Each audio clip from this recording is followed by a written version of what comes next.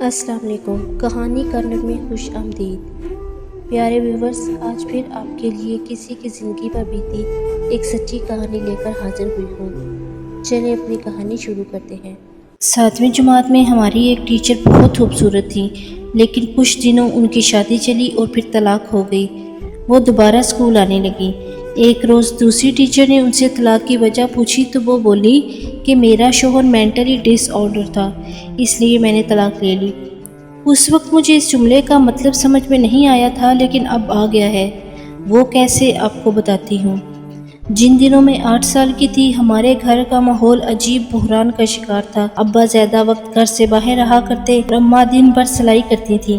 والد صاحب جب گھر آتے امی سے پیسے مانگتے، ان کے پلے جو ہوتا چپ چاپ دے دیتی، پھر بھی وہ ان سے حسن سلوک نہ رکھتے۔ والدہ چپ چاپ ان کی زیادتیاں سہتی تھیں، شاید اولاد کے جوان ہونے کا انتظار کر رہی تھیں۔ ہمارا باپ جب گھر میں قدم رکھتا، ہم یوں سہم جاتے جیسے چوہے بلی کو دیکھ کر سہم جاتے ہیں، کیونکہ ماں کے ساتھ ہم بھی کبھی کبھی باپ کے تشدد کا نشانہ بن جاتے تھے۔ ہمارے گھر کے بالکل سامنے نانی کا مکان تھا، جس میں نانی، ماموں، ممانی اور ایک خالہ رہتی تھی۔ بچوں کے دل میں کب یہ ارمان نہیں ہوتا کہ وہ اپنی ماں کو اچھے کپڑوں میں دیکھیں۔ ایک دن ہم سب بہن بھائیوں نے ماں سے فرمائش کی کہ وہ اچھا سا سوٹ پہنے۔ انہوں نے ہماری فرمائش پر نہ جانے کب سے رکھا ہوا ریشمی ساٹن کا غرارہ سوٹ نکالا اور پہن لیا۔ ہم سب خوش ہو گئے اور اپنی ماں کو اشتیاق سے دیکھنے لگے۔ آپ اسے اتفاق کہہ لیں یا اماں کی بدقسمتی کہ اسی وقت ابا تشریف لے آئے۔ آتے ہی پوچھا، یہ ریشمی جوڑا پہن کر تم کس کے گھر گئی تھی؟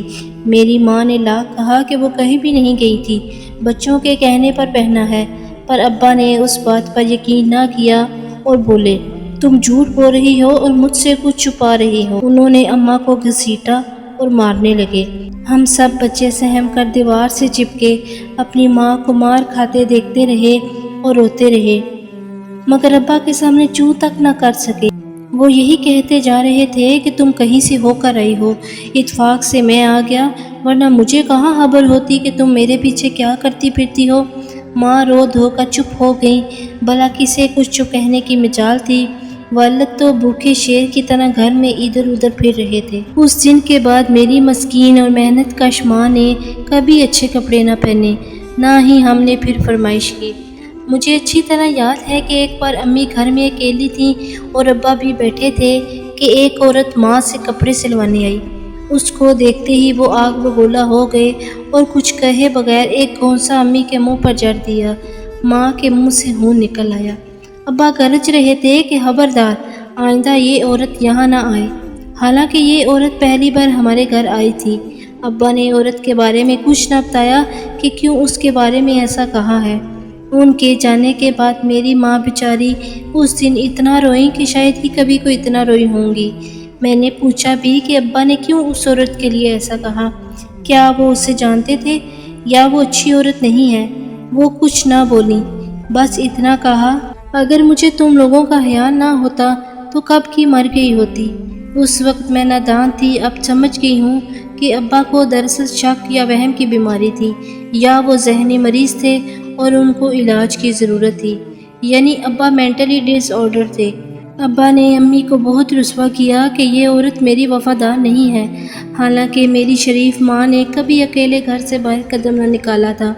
وہ سب جاننے والوں میں کہتے پھرتے تھے کہ یہ عورت دراصل میری نہیں ہے۔ کوئی ان کی باتوں پر کان نہیں دھرتا تھا، کیونکہ سبھی اماں کو جانتے تھے کہ وہ ایک پاک دامن اور نیک خاتون ہے جو دن بھر مشین چلا کر اپنے بچوں کا پیٹ پالتی ہیں۔ شوہر نہ جانے کہاں غائب رہتا ہے، خدا جانے والد کی مضطرب طبیعت کیسی تھی کہ نہ خود چین سے رہتے تھے اور نہ کسی کو چین سے رہنے دیتے تھے۔ میری پھپھی، چچی، چچا سب امی کے طرفدار تھے، وہ ابا کو ہی غلط کہتے تھے، ہر ایک ان کی عادتیں جانتا تھا۔ میری پھپھی صرف 2 سال کی تھی جب ہماری دادی فوت ہو گئی تھی، تبھی ان کو امی کی گود میں ڈال دیا گیا تھا۔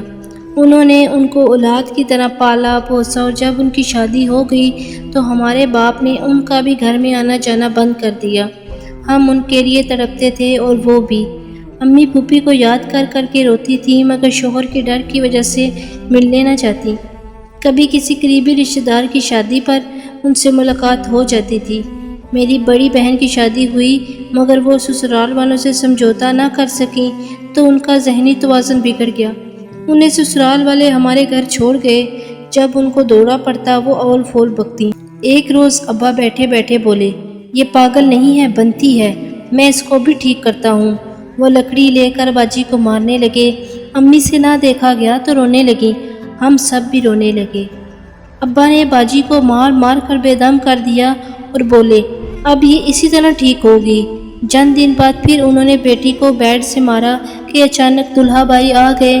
انہوں نے جو دیکھا کہ علاج اس طرح ہو رہا ہے تو وہ باجی کو ساتھ لے گئے۔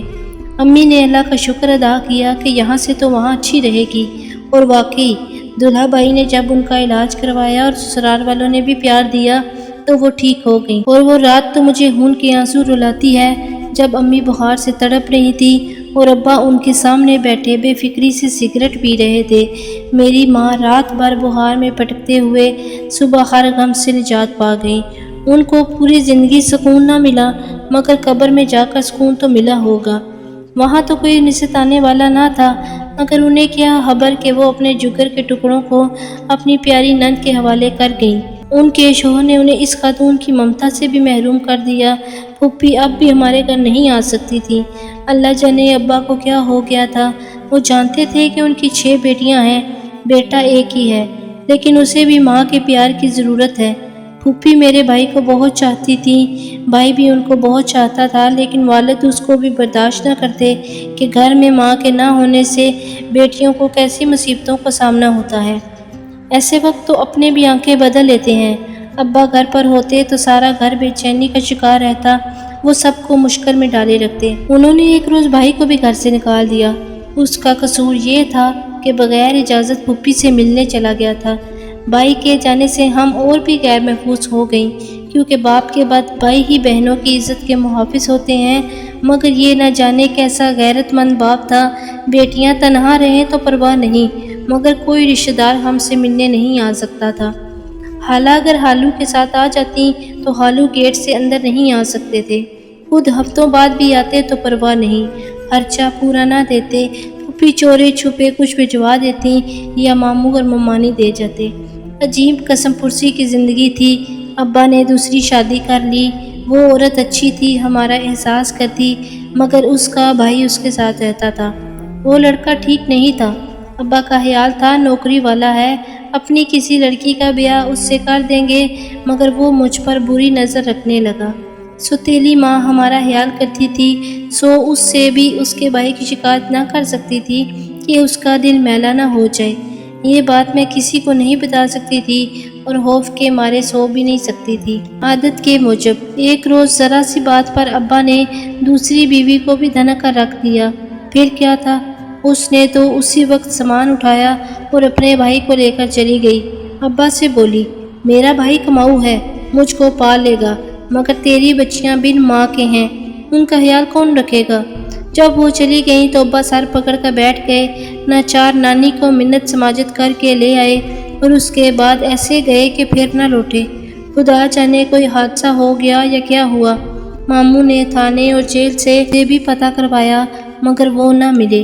ہم نے دعا کی کہ جہاں رہیں عافیت سے رہیں، مگر ہمیں ستانے کے لیے نہ ہی آئے تو اچھا ہے۔